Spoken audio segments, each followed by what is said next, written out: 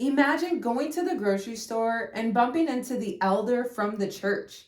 He gives you a great word, and then he talks about his sexual preferences?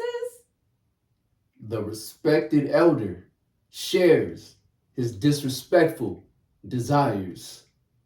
Let's talk about it. Let's talk about it.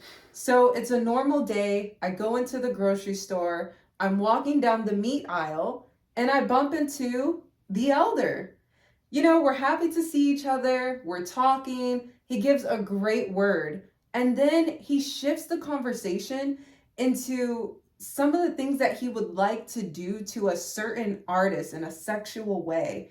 And I was just like, what is going what just happened? How did we get to this topic? He literally shifted this inspirational conversation to a sexual conversation. And so I was just in shock. I kind of just laughed and allowed him to keep talking about that situation, but from the elder The elder at the church we were currently going to. So at this point, enough is enough. We decide to distance ourselves from everyone associated with that church. Initially, we weren't going to say anything, so keep it to ourselves, thinking that we're protecting people. But really, we're just enabling that type of behavior to continue. And that's something we don't think anyone should have to experience at all. No. Especially from someone from your church in charge of others. That goes ham on other people.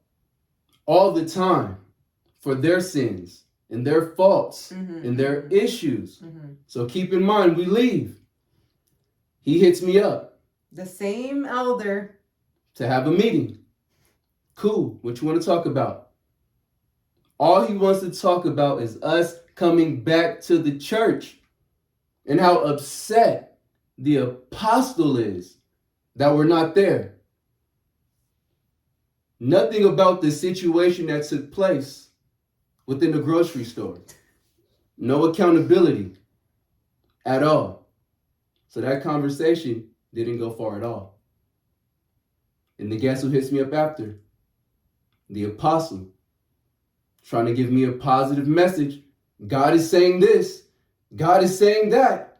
And I'm like, sir, we need to talk man to man. We need to have a real talk, a real genuine talk. Yes. Before I can take any instructions on what the Spirit of God is telling you to tell me. And once I told him that, there was no response. But it's all good. I wanted to tell the apostle this information to see how he responded, how he acted, what was done.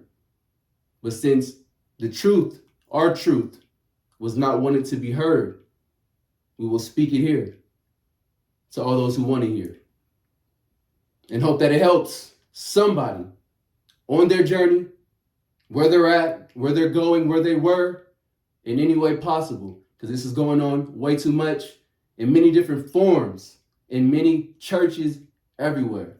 Yes, and I'm thinking that this will help the church, on how to move differently, on how to know how to speak to people, what not to say, what to say, just some insight, from our experiences. That way it can help you navigate, your church. Just a little bit from us, all that we have to give. Hope that it helps. And we out. Bye.